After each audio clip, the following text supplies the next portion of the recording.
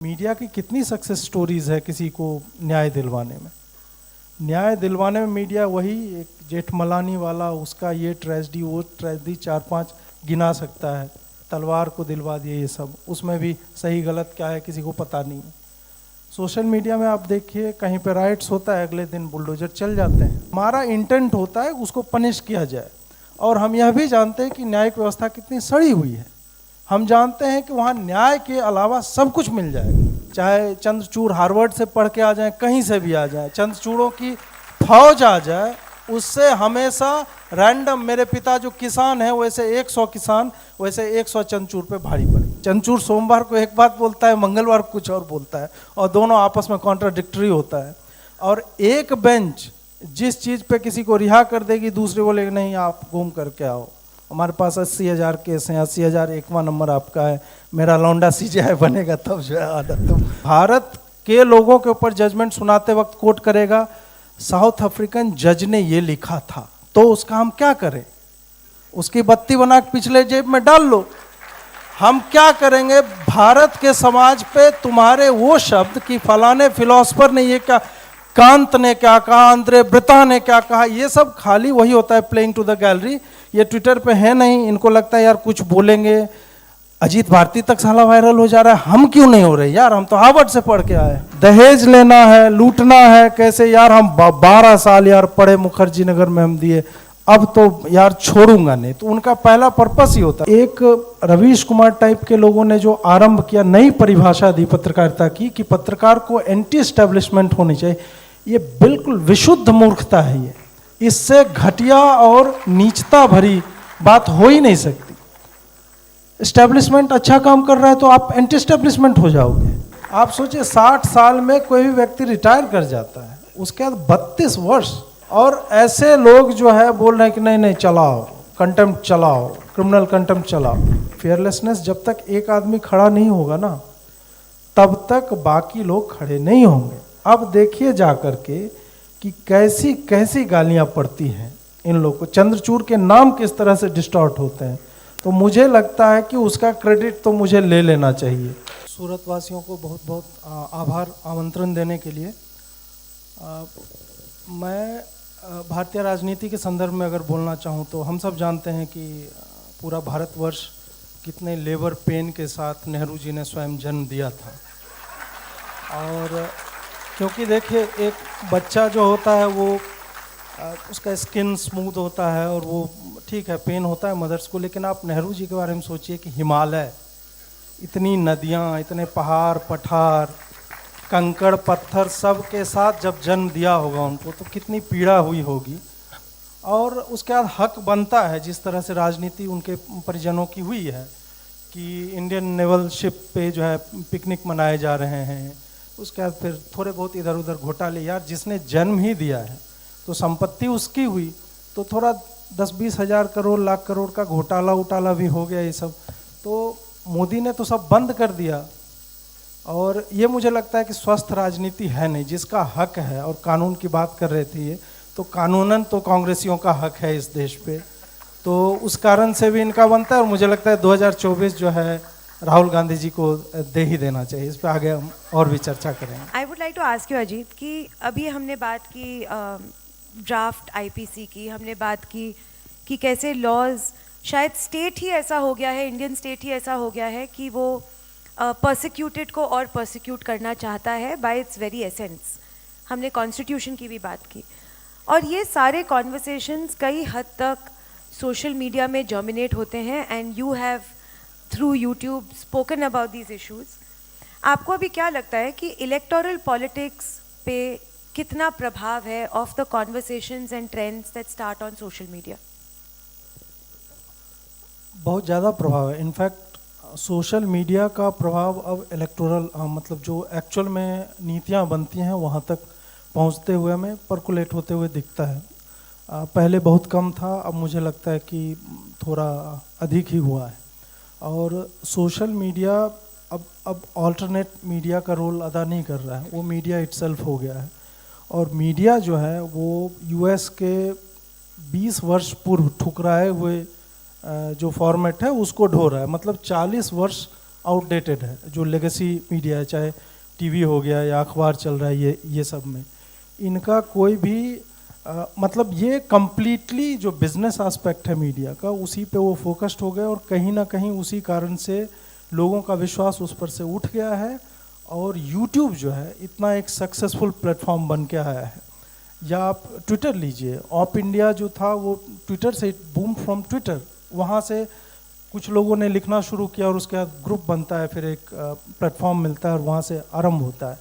तो इसका इम्पैक्ट तो डेफिनेटली होता है। और कई जगह पे हमने ये भी देखा है मीडिया की कितनी सक्सेस स्टोरीज है किसी को न्याय दिलवाने में। न्याय दिलवाने में मीडिया वही एक जेठमलानी वाला, उसका ये ट्रेजेडी वो ट्रेजेडी 4-5 गिना सकता है, तलवार को दिलवा दिए ये सब, उसमें भी सही गलत क्या है किसी को पता नहीं है। सोशल मीडिया में आप देखिए कहीं पे राइट्स होता है, अगले दिन बुलडोजर चल जाते हैं।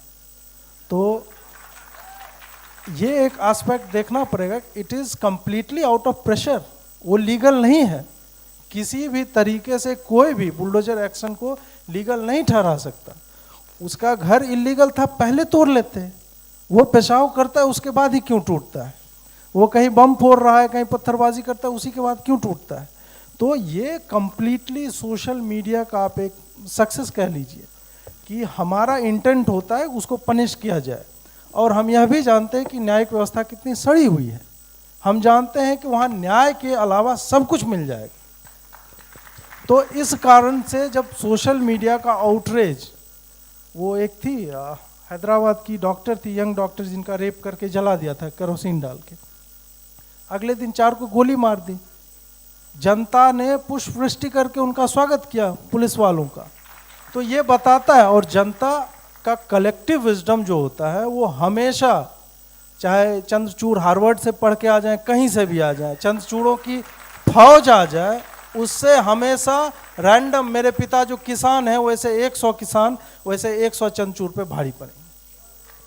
क्योंकि जो भोगता है, जो पीड़ित है और जो डे टू डे देखता है समाज में क्या चल रहा है, यही जज जो है, पॉल्यूशन हो गया फलाना ढिमका, ये सब पे बैन लगाते हैं, इसी जज को शाहीन बाग के कारण हजारों करोड़ पर वीक जो नुकसान झेला है हमारी अर्थव्यवस्था ने, वो कभी नहीं दिखा। इनके सुप्रीम कोर्ट के रास्ते में वो बैठ जाते, दिख जाता, एक दिन में वो हट सकता था। तो ये सब काम सोशल मीडिया, चाहे मैं अकेला आदमी आज नहीं हूँ, हो सकता है मैं अधिक आर्टिकुलेट हूँ न्याय व्यवस्था पे, मैं जिस तरह से कटाक्ष करता हूँ या मुंहफट होकर बोल देता हूँ, बहुत सारे लोग उसके नीचे कमेंट भी तो कर रहे हैं। पहले बिना माननीय के तो नाम ही नहीं लिया जाता था, चाहे कोर्ट हो, जज हो, बिना वो मान के योग्य है भी कि नहीं, नोबडी वाज बॉदर्ड। नहीं बोलोगे तो हमें खुद ही डर लगता था, अरे यार कुछ गलत बोल दिया, इस टाइप की फीलिंग आती थी। तो ये सोशल मीडिया के ही कारण ये वो सिंड्रोम है जहाँ पे रेड लाइट नहीं होती और आपको फुटपाथ क्रॉस करना होता है। एक आदमी आएगा, 2-3 आदमी, 4-5 आदमी इकट्ठा होते हैं, दे क्रॉस इट, वो ट्रैफिक को बाधित करते हैं। सोशल मीडिया वही काम कर रहा है, वो फुटपाथ पे जीब्रा क्रॉसिंग क्रिएट कर रहा है कि नहीं तुम्हारा बहुत हो गया, अब हम लोग चलेंगे। तो उससे तो राजनीति इम्पैक्ट होती है। Since we have 2 more minutes, मैं एक फॉलो अप क्वेश्चन पूछूंगी आपसे। सिंस आई थिंक ऑडियंस की भी डिमांड थी, I will ask you a question on the judiciary. अभी स्टालिन ने जब ये कमेंट दिया था, उदयनिधि स्टालिन ने, कि सनातन धर्म का खात्मा होना चाहिए, and he likened it to dengue and all of that, तो सुप्रीम कोर्ट ने बोला कि आप प्रोसेस के हिसाब से आइए, हम इसका इमीडिएट कॉग्निजेंस नहीं लेंगे। Whereas when we see in the Nupur Sharma case, I think यहाँ पे सबको याद होगा कि क्या हुआ था नुपुर शर्मा के साथ, एंड सुप्रीम कोर्ट ने कितनी pardon my saying so, but in this case नीच comments किए थे काफ़ी, जब उनको कहा था कि you're a woman with a loose tongue, you've set the country on fire, and they held her responsible for the brutal beheading of Kanhaiyalal.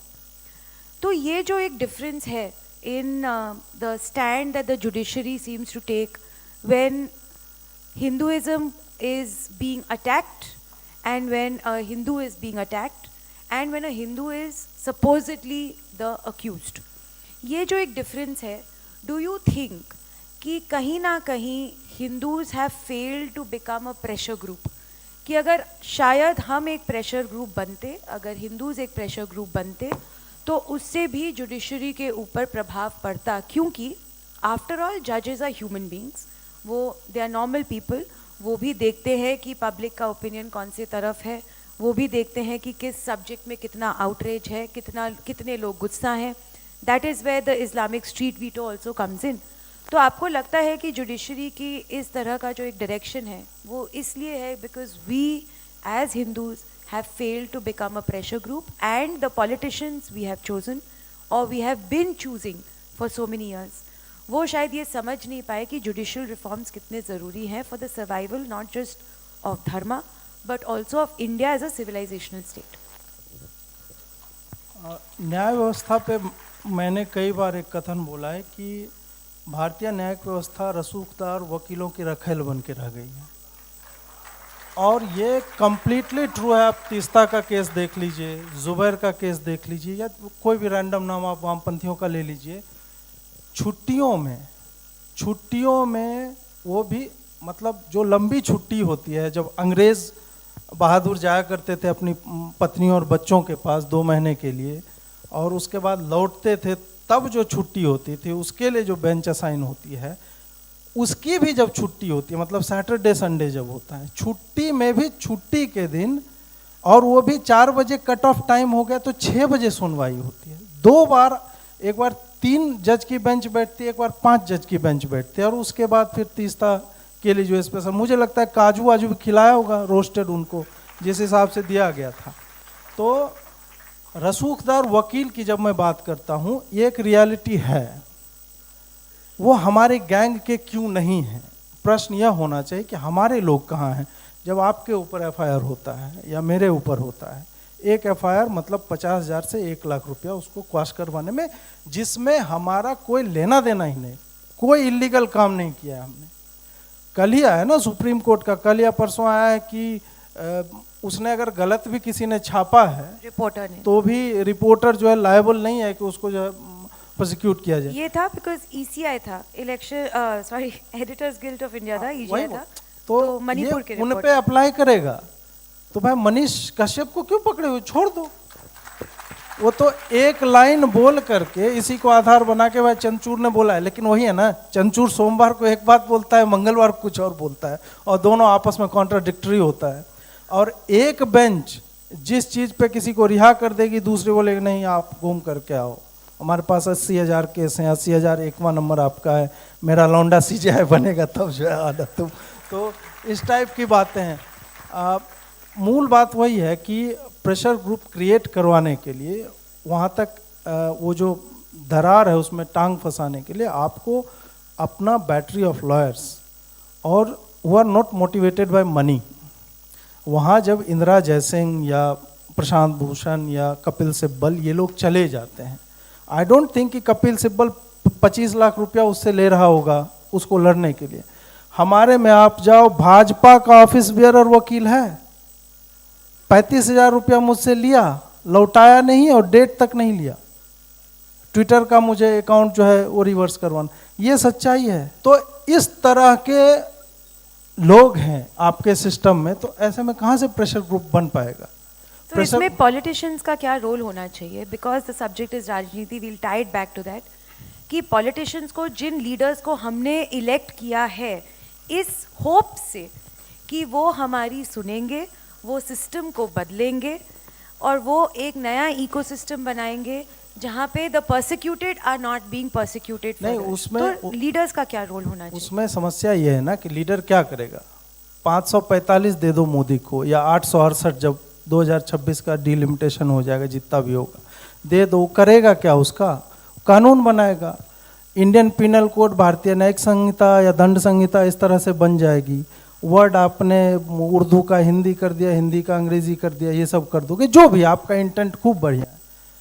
अंततः उसी लॉ का इंटरप्रिटेशन एक जज मंगलवार को एक तरह से करेगा, बुधवार को एक तरह से करेगा. अल्टीमेट रियलिटी यही है कि इवन जहाँ पे हर एक चीज़ डिफाइंड है, फिर भी इंटरप्रिटेशन के नाम पे 3 जज की बेंच, फिर 5, फिर 7, फिर 11, ऐसे करके हर बेंच एक दूसरे को पलटती चली जाती है।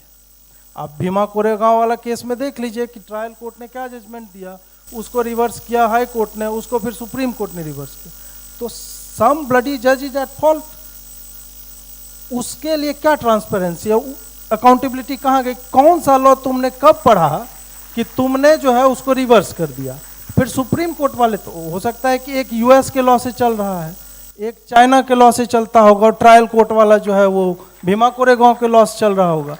तो अंततः जब एक ह्यूमन माइंड जो कहीं और से पढ़ा है, जिसका भारतीय समाज संस्कृति से कोई लेना देना नहीं है, और वो प्राइड भी लेता है, वो भारत के लोगों के ऊपर जजमेंट सुनाते वक्त कोट करेगा साउथ अफ्रीकन जज ने ये लिखा था, तो उसका हम क्या करें? उसकी बत्ती बना के पिछले जेब में डाल लो।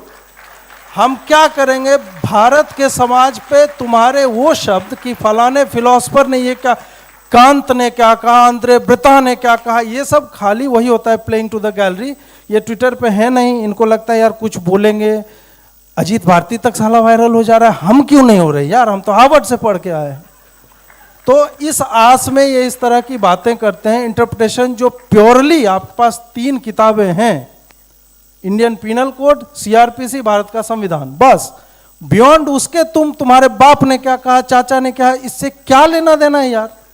उसमें लिखा हुआ चोरी की सजा ये है, बात खत्म करो।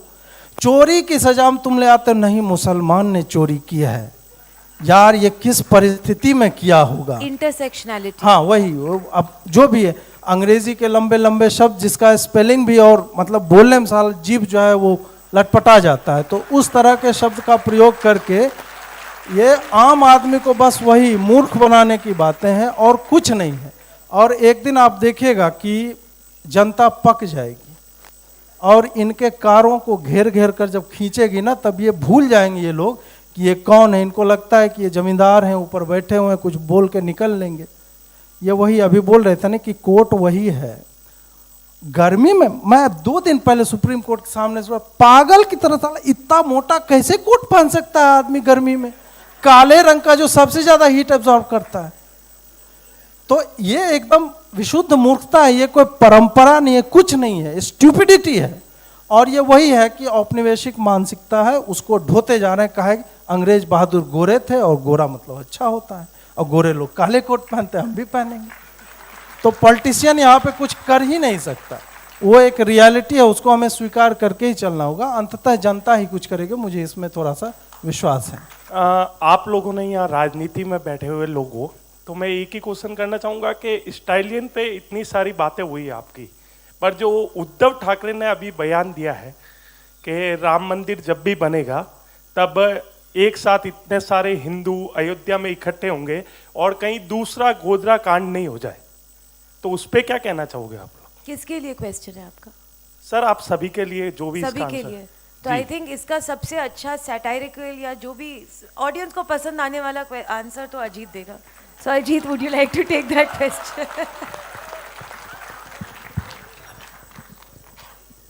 देखिए, उद्धव ठाकरे क्या बोलते हैं उनकी पत्नी और बेटे के अलावा कोई सुनता नहीं है, तो इस कारण भी किसी ने इस बात पे ध्यान मतलब दिया नहीं। वो एक नॉन एंटिटी है। जिस आदमी के पास अपनी पार्टी तक नहीं है तो वो आदमी कुछ भी बोले रैंडम, मतलब हम लोग तो कम से कम 5 आदमी स्टेज पे बोल रहे हैं, वो कहाँ क्या बोलता है।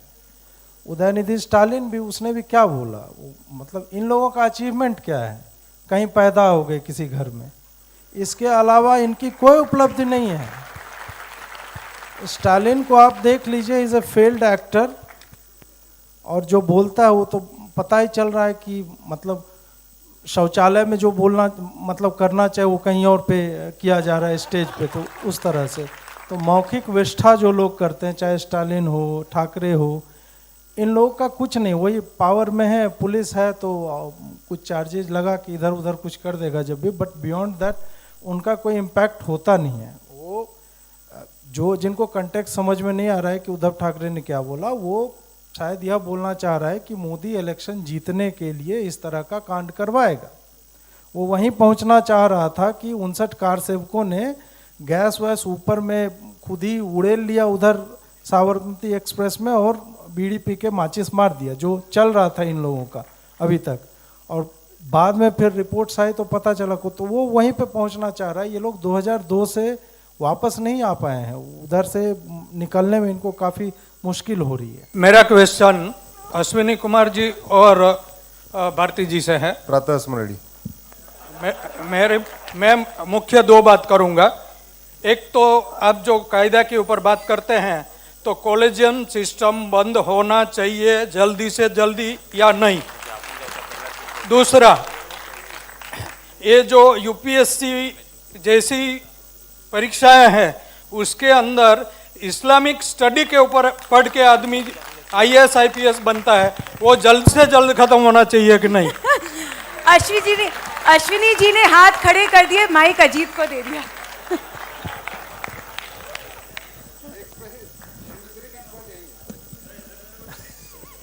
एक्सपर्ट, चलिए expert comments please Ajit, quickly. Collegium पे तो मेरे विचार चंद्रचूड़ भी अब जान गए हैं, तो वो तो सार्वजनिक सर्वविदित है कि कॉलेजियम जाना ही चाहिए, क्योंकि जो ये लोग प्रिंसिपल ऑफ नेचुरल जस्टिस और तमाम तरह की जो बड़ी बड़ी शब्दावलियाँ प्रयोग में लाते हैं, उन सब के अगेंस्ट है ये सिस्टम, और अपने आप को एक तरह से इम्यून करके संविधान से भी ऊपर उठा लिया है इस संस्था ने। और उस संस्था के कारण जिस तरह से हमें, मतलब ये अकेला है कि आप किसी भी रैंडम इंस्टीट्यूट से लॉयर की एक डिग्री ले लो, आप में पोटेंशियल है, हाँ, लेकिन चाचा भतीजा या जीजा साला किसी का होना पड़ेगा तो आप चीफ जस्टिस ऑफ इंडिया तक बन सकते हैं।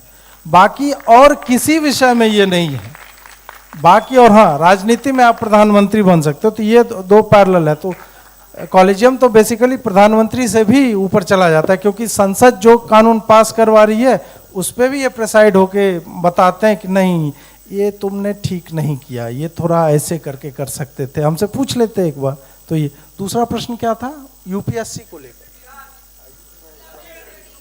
हाँ, समझ गया। इस्लामिक स्टडीज करके लोग यूपीएससी क्लियर कर रहे हैं, so what are your thoughts on that? देखिए, अगर वो एक विषय है तो उसके, अब हिस्ट्री पढ़ करके आदमी जल मंत्री का कानून तय कर रहा है, जल मंत्रालय का, तो आप उसको नाला विज्ञान पढ़ा दो, हिंदू स्टडीज पढ़ा दो, इस्लामिक स्टडीज पढ़ा दो, कोई फर्क नहीं पड़ता। यूपीएससी इस तरह की संस्था हो गई है।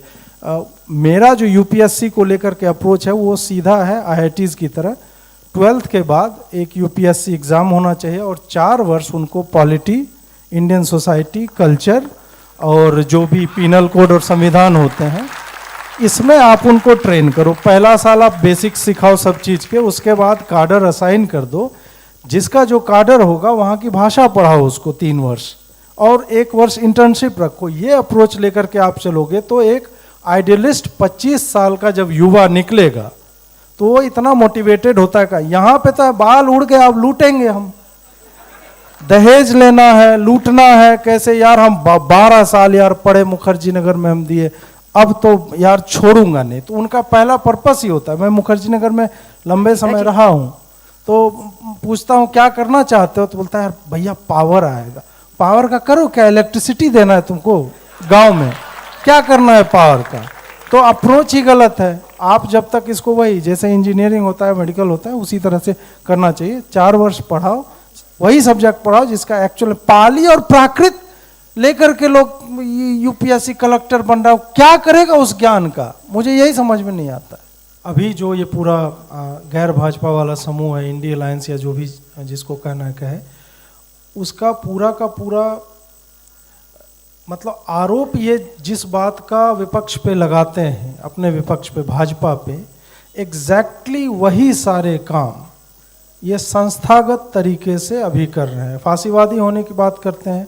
फांसीवादी कौन है? ममता नहीं है, स्टालिन नहीं है, या कर्नाटक में भी जो सरकार है सिद्धारमैया नहीं है, या भगवंत मान नहीं है, केजरीवाल नहीं। इन सब के जगहों पे देखिए जर्नलिस्टों के ऊपर केवल मतलब प्रतिबंध या बॉयकॉट नहीं, रैंडम केसेस चलाए जाते हैं।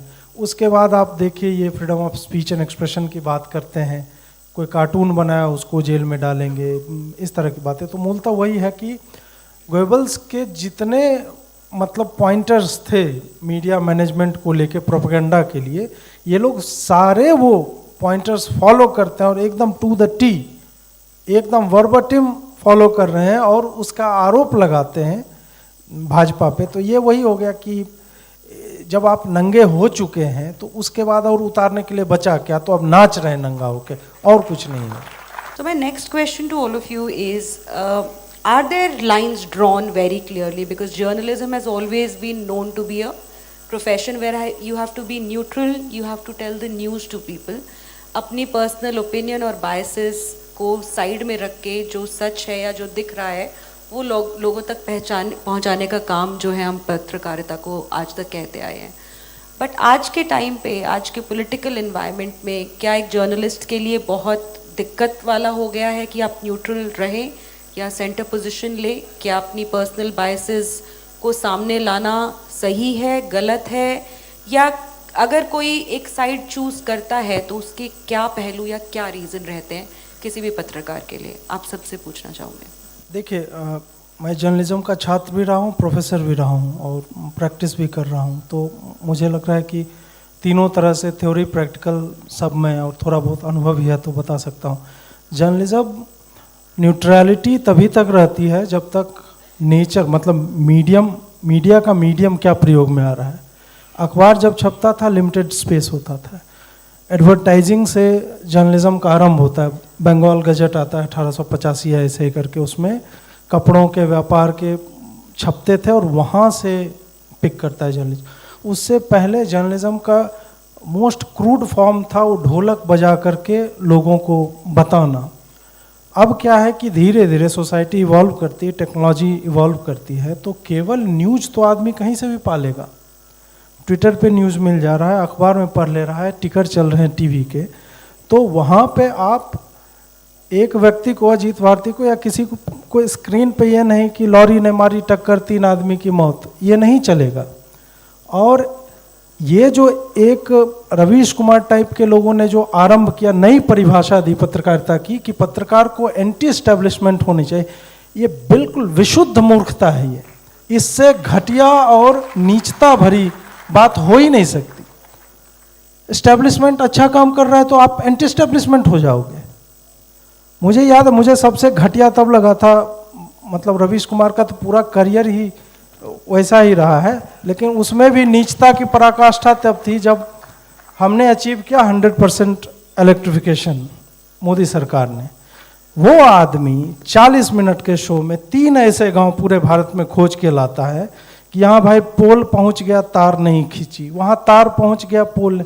आप सोचिए, मान लेते हैं ठीक है 100% नहीं हुआ, 99.99997% ही हुआ, तो क्या तुम्हें इस बात की प्रसन्नता नहीं होनी चाहिए थी कि 70 वर्ष लग गए वहाँ तक हमें पहुँचने में, और तुम यार 5 मिनट बोल देते कि हालांकि क्लेम किया जा रहा है लेकिन कुछ ऐसे गांव हैं जहाँ पे नहीं पहुँचे, और ऐसा भी नहीं था कि वहाँ की अथॉरिटीज़ ने मना कर दिया कि नहीं तुम्हारे गांव में नहीं लगेगा। तो जर्नलिज्म मेरे लिए अगर परिभाषा की तरह देखें तो जर्नलिज्म होता है मैग्निफिकेशन का काम। सड़क टूटी हुई है, ढोल बजा के बोलो सड़क टूटी हुई है, और कोई एक्सप्रेसवेज बनवा रहा है तो उसी तरह से, उसी तन्मयता के साथ बताओ कि हाँ भाई 8 लेन और 16 लेन के एक्सप्रेसवेज भी बन रहे हैं। जर्नलिज्म ये है। अब जो आपने बोला न्यूट्रलिटी की बात, आप हर बात पे न्यूट्रल नहीं रह सकती हैं। किसी का रेप हो गया, उस न्यूज़ में न्यूट्रलिटी नहीं होती है, उस न्यूज़ में हमेशा एक पक्ष होता है जो सही पक्ष होता है। टेररिज्म है, उसमें कोई न्यूट्रलिटी नहीं है, उसमें आप ये एंगल के नहीं हेडमास्टर का बेटा था, अबे हेडमास्टर के बहुत बेटे हैं, सब AK-47 ले घूम रहे हैं क्या?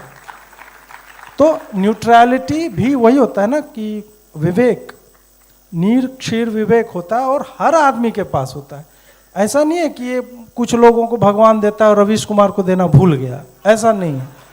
हर व्यक्ति को विवेक देता है भगवान, वो चूज करता है, वो उसकी पसंद होती है कि इस विकल्प का वो प्रयोग करे कि नहीं। भगवान ने जैसे दिमाग दिया वैसे लौटा देना बिना यूज किए हुए, तो वो कुछ लोग कर रहे हैं। और वैचारिक रूप से टिल्ट लेना, स्लैंट लेना, वो आज के समय की आप कह लें कि वो प्रैक्टिकल बात है। संदर्भ में आपको देखना पड़ेगा कि हमने ऑप इंडिया क्यों शुरू किया, इन्होंने ऑल्टरनेटिव मीडिया टर्म क्यों आता है, क्योंकि मेन स्ट्रीम मीडिया जो है उसने धनिया बो रखी थी पूरी। अगर उन लोगों ने अपना आत्मा अपनी गिरवी नहीं रखी होती मेन स्ट्रीम मीडिया में, तो ना मुझे लिखने की आवश्यकता थी, ना इन्हें बोलने की आवश्यकता थी। हम लोग इंडिविजुअल लेवल पे, और हम जानते हैं कि हम जो बोल रहे हैं, अभी जो मैं बोल रहा हूँ उसको कोई रैंडम आदमी बोलेगा ये हेट स्पीच है, और वो मान्य भी हो जाएगा, फिर भी हम इतना रिस्क लेके क्यों बोल रहे हैं? क्योंकि वैचारिक कॉन्टेक्स्ट जो है अभी के भारत का, हमें ये देखना पड़ेगा कि हम अपने बच्चों के लिए, अपने समाज को बचाने के लिए हम क्या कर रहे थे। क्या हम न्यूट्रलिटी का लबादा ओढ़े हुए थे जब दूसरा पक्ष बिल्कुल ही स्लैंटेड हो चुका था? तो जब स्थिति आदर्श नहीं है तो मुझसे तुम आदर्श पत्रकारिता की उम्मीद क्यों कर रहे हो? जब सामने वाला बिक चुका है तो मैं उसके बिकाऊ होने के कारण क्यों न्यूट्रलिटी का लबादा हूं? When I am calling him और हर आउट, इसका मतलब ये नहीं है कि मैं स्लैंटेड हो गया, नहीं, तुम गलत काम कर रहे हो इसलिए मुझे एक वैचारिक टिल्ट लेना पड़ रहा है। ये मेरी विवशता है, ये मेरी चॉइस नहीं है। जर्नलिज्म के साथ एक फियरलेसनेस हमेशा से एक वर्ड अटैच हुआ है कि जर्नलिस्ट शुड बी फियरलेस। और अजीत, आपसे पूछना चाहूँगी, नूपुर के सेशन में भी मैंने देखा राजनीति पर बात कर रहे थे, लेकिन काफ़ी बातें हमारे लॉज और जुडिशरी पर हुई, और जिस तरह की प्रॉब्लम्स हमारे समाज में हमारे जुडिशल ढांचे के लचर होने की वजह से हो रही हैं, वो हम इमेजिन भी नहीं कर सकते। Whether it is family, whether it is our cultural values, मतलब सब चीज़ों की बहुत बड़ी खिचड़ी बन गई है। लेकिन जहाँ तक लीगल जर्नलिज्म का मेरे ख्याल से मैटर आता है, वहाँ पे सिर्फ आजकल जजमेंट्स को रिपोर्ट करना जर्नलिज्म हो गया है। क्रिटिकल नहीं है कोई भी हमारी जुडिशरी के लिए, मेन स्ट्रीम मीडिया भी नहीं है, कितने भी जुझारू पत्रकार हों वो भी कभी जजेस की जो जजमेंट्स हैं चाहे बिल्कुल भी ख़राब ना हो। एक एग्जाम्पल नुपुर शर्मा का लिया गया पिछले वाले सेशन में भी कि उनको किस तरह से ब्लेम कर दिया गया। ये इतना ज़्यादा जर्नलिस्ट में जुडिशरी को क्रिटिसाइज करने का डर क्यों है अजीत, और आप इस डर से कैसे ओवरकम करते हैं? मैंने पिछले सेशन में भी बोला था कि स्टार्टिंग से ही हमने चाहे फिल्मों के माध्यम से या अन्य तरीकों से भी देखा है कि जज का नाम लेने से पहले भी ऑनरेबल, माननीय, ये सारे शब्दों का प्रयोग होता रहा है। और जब तक सोशल मीडिया नहीं था तब तक ये जो मतलब बकैतियाँ करते थे वो सामने नहीं आता था, किसी के वो दिखता नहीं था। हम एक हेडलाइन पढ़ लेते थे और उस पर मीडिया भी बहुत ही कंजर्वेटिव होके कि फलाने जज ने ये केस था ऐसे ऐसे करके, दूसरा एस्पेक्ट पता ही नहीं चलता था कि जो पीड़ित है उसका क्या है। और कई बार अपोजिट डायरेक्शन में जजमेंट्स हो रही है। वामपंथी बड़े अच्छे शब्द का प्रयोग करते हैं, यहाँ तो फैसला होता है, निर्णय नहीं होता। तो वो जब उनके हिसाब से नहीं होता है तब, बट मोर और लेस हमेशा इसी तरह से होता है कि मतलब न्याय नहीं होता है, यहाँ फैसला होता है, न्याय नहीं होता है। तो न्याय तो जुडिशरी में मिलता नहीं है। जहाँ तक फेयरलेसनेस की बात है कि वही एक ढर्रे से जब चलता आता है ना, तो nobody wants to take the risk. जिसकी भी रोजी रोटी या धंधा जो मालिक है या सीईओ है, उसको अगर पता है कि यार हम बोलेंगे तो कोई रैंडम वकील, मेरे ऊपर पहला कंटेम्प्ट का केस कहाँ से आया पता है? अटॉर्नी जनरल वेणुगोपाल को एक फर्स्ट ईयर की लॉ की छात्रा ने पत्र लिखा, लॉयर भी नहीं, लॉ पढ़ने वाली छात्रा ने। सोचिए उसको क्या पता होगा यार कंटेम्प्ट क्या होता है। उसको लगा कि अरे ऐसे कैसे बोल देगा, न्यायाधीश के ऊपर उसके आलोचना कैसे कर सकता है, क्रिटिसिज्म कैसे करता है, गरिमा गिराई, इस तरह की शब्दावली। आप सोचिए 60 साल में कोई भी व्यक्ति रिटायर कर जाता है, उसके बाद 32 वर्ष, और ऐसे लोग जो है बोल रहे हैं कि नहीं नहीं चलाओ, कंटेम्प्ट चलाओ, क्रिमिनल कंटेम्प्ट चलाओ। जिस व्यक्ति को हिंदी समझ में नहीं आती है, देखिए सटायर जो होता है बहुत ही नुआंस्ड होता है, वो हर व्यक्ति को एक तो सटायर समझ में नहीं आता है, उसमें भी जिसकी फर्स्ट लैंग्वेज हिंदी नहीं है वो हिंदी का कटाक्ष कैसे समझ जाएगा? तो नहीं समझेगा, और उसके बाद वो व्यक्ति इस बात का संज्ञान लेता है कि नहीं मैंने ट्रांसलेट करवाया। आप सोचिए सटायर को ट्रांसलेट करवाया। तो मुझे भी लगता है कि मुझे इंग्लिश में भी ट्रांसलेट करके अपना चलाना चाहिए, कुछ कमाई तो उधर से भी हो जाएगी। Satire doesn't work that way, और वैसे करके ये करते हैं। तो जब एक आदमी पे इस तरह का आता है, जब एक रैंडम जो इंडिविजुअल लेवल पे स्वतंत्र पत्रकारिता कर रहा है अजीत भारती, उसके ऊपर आता है, तो कोई मालिक तो डरेगा ही कि यार मेरा एक दिन के लिए बोल दे कि नहीं तुम्हें जो है खाली चलाना है स्क्रीन ब्लैक करके कि हम माफ़ी मांगते हैं सुप्रीम कोर्ट से। और इस तरह के एब्सर्ड डिसीजन ही कंटेम्प्ट में आते हैं। उसके मालिक को बुला के बिठा देगा लास्ट बेंच पे कि पूरे दिन की प्रोसीडिंग्स देखो, इस तरह का। तो वो जो भय है ना, अभी तक किसी के ऊपर एक्सरसाइज नहीं हुआ है उसका परिणाम, फिर भी कि क्या हो सकता है, इस कारण से मीडिया कभी रिस्क नहीं लेती। जब ऑर्गेनाइजेशन रिस्क नहीं लेगी तो रिपोर्टर भी रिस्क नहीं लेगा। वो ट्विटर पे खाली बार एंड बेंच में क्या चल रहा है, जस्टिस जोसेफ स्माइल्स, आप सोचिए कि आत्मा मर चुकी होगी उस पत्रकार की जिसने खाली इतना लिख के छोड़ दिया होगा। उसके बाद कोई हम में से उठाता है कि how insensitive that guy can be, और तब जाके हम उस पर कमेंट्रीज करते हैं, वीडियोज बनाते हैं। उसमें भी माननीय जज ने ये कहा, कथित तौर पे ये कहा, इस तरह के शब्द हम डर डर करके प्रयोग करते हैं। तो मेरा जो था, मतलब मुझे कल भी मेरा एक इंटरव्यू मैंने वो विवेक अग्निहोत्री का लिया था, तो उन्होंने मुझसे यही प्रश्न पूछा। मेरा उसमें उत्तर यही है कि फेयरलेसनेस जब तक एक आदमी खड़ा नहीं होगा ना, तब तक बाकी लोग खड़े नहीं होंगे। अब देखिए जा कर के कि कैसी कैसी गालियां पड़ती हैं इन लोगों को, चंद्रचूड़ के नाम किस तरह से डिस्टॉर्ट होते हैं। तो मुझे लगता है कि उसका क्रेडिट तो मुझे ले लेना चाहिए, और ये बहुत अच्छी बात है। ये हेल्दी डेमोक्रेसी की निशानी है कि चाहे मोदी हो या चंद्रचूड़ हो, गाली सबको बराबर मात्रा में पड़ती है। कोई एक institution can not absolve itself from criticism कि नहीं नहीं भाई आप हमारा नहीं कर सकते, हाँ हम न्यायपालिका हैं, तो ऐसे तो नहीं चलेगा। तो एक आदमी बोलेगा, दूसरा फिर बोलता है, तीसरा बोलता है, आज नहीं तो 4 साल बाद आप देखिएगा जुडिशियल रिपोर्टिंग का चेहरा बदल जाएगा। एक नया ट्रेंड जो देखने को आया, जो कि नुपुर शर्मा के केस में भी आई थिंक बहुत इंपॉर्टेंट जिसने रोल प्ले किया था, is there are specific journalist who call themselves journalist targeting other journalist, you know, through situations like these, right? And then actually they don't mind even if it comes to a situation जहाँ पे किसी की जान को खतरा हो जाए. What is this trend and why is this happening? If you could also add, Ajit and Rahul, threats you receive and this targeting of journalists by the other journalists because of ideologies basically.